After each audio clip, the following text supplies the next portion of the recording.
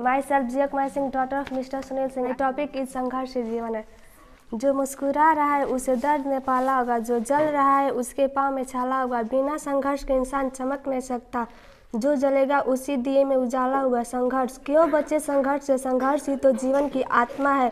जितना कठिन संघर्ष होगा उतनी ही शानदार जीत होगी। एक बार एक किसान भगवान से बहुत नाराज हो गया। किसान बहुत मेहनती था, बहुत मेहनत से वह खेतों में अनाज उगाता, उसकी देखभाल करता, पर अक्सर उसकी फसल खराब हो जाती।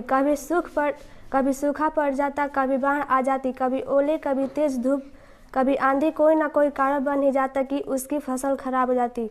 एक दिन उस व्यक्ति ने गुस्से में आसमान की तरफ देखकर बोला, भगवान से कहा, हे ईश्वर, आपको तो लोग सर्वज्ञाता मानते हैं कि आप सब जानते हैं। कहते हैं आपकी इच्छा के बिना पत्ता भी नहीं हिल सकता, पर मुझे तो लगता है कि आप छोटी से छोटी बात भी नहीं जानते। आपको तो ये भी नहीं पता कि खेती बाड़ी कैसे करते हैं। अगर आप जानते होते तो असमय जो बाढ़ तूफान आते हैं वो कभी नहीं आते। आप नहीं जानते कि कितना नुकसान उठाना पड़ता है हम किसानों को। यदि आप मेरे हाथ में ये शक्ति दे दे कि मैं जैसा चाहूँ वैसा मौसम कर दूँ, फिर आप देखना कि मैं अन्न के भंडार लगा दूंगा। भगवान इस किसान के तीखे वाक्य सुनकर मुस्कुरा रहे थे और किसान के सामने प्रकट होकर बोले, मैं आज से तुझे ये शक्ति देता हूँ कि अपने खेतों में तुम जैसा तुम्हारी इच्छा हो वैसा मौसम कर दोगे। मैं बिल्कुल भी दखल नहीं दूंगा, तुम्हारी इच्छा से सब कुछ होगा। किसान बहुत खुश हो गया। उसने गेहूं की फसल अपने खेतों में बोई। जब उसे लगा खेत को धूप चाहिए तो खेतों को धूप मिले, जब पानी चाहिए तब वर्षा हुई।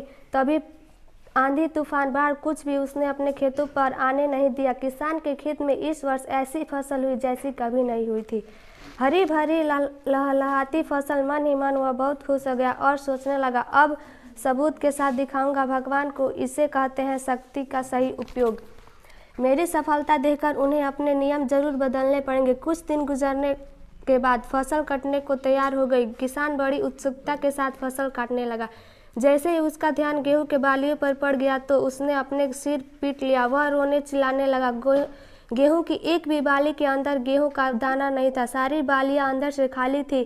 किसान बहुत दुखी हो गया। उसने भगवान को रोते हुए फिर पुकारा, हे प्रभु, तुमने मेरे साथ ये क्या किया? क्या तुमने मुझे कोई सजा दी? भगवान बोले, पुत्र, ये तो होना ही था। तुमने पौधों को संघर्ष करने का मौका ही कहाँ दिया।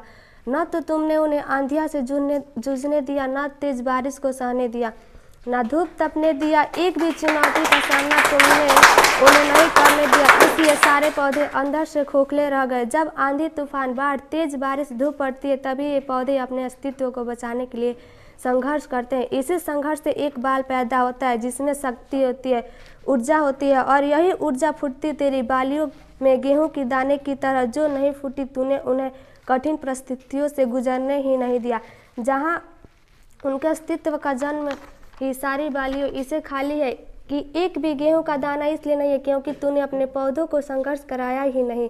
याद रखिए, स्वर्ण में स्वर यह बात तभी आती है जब वह आग में तपने, गलने और हथौड़े से पीटने जैसा संघर्षों से गुजरता है। कोयले का टुकड़ा हीरा तभी बनता है जब वह उच्च दाब और उच्च ताप की मुश्किल परिस्थितियों से गुजरता है। इसी तरह हमारी जिंदगी में कोई संघर्ष ही ना हो, कोई चुनौती ही ना हो तो हम गेहूं की बालियों की तरह खोखले ही रह जाएंगे। कोई अस्तित्व नहीं होगा हमारा। विपरीत परिस्थितियों, चुनौतियों, समस्याएं हमें और अधिक निखारती हैं। यदि जीवन में मुश्किल परिस्थितियां आए, चुनौती आए तो घबराना मत, बल्कि सामना करना। विश्वास करना कि आप और अधिक निखर जाओगे और अधिक मजबूत बन जाओगे। किसी ने कितना सही कहा है, जिंदगी जीना आसान नहीं होता, बिना संघर्ष कोई महान नहीं होता। जब तक न पड़े हथौड़े की चोट तब तक पत्थर भी भगवान नहीं होता।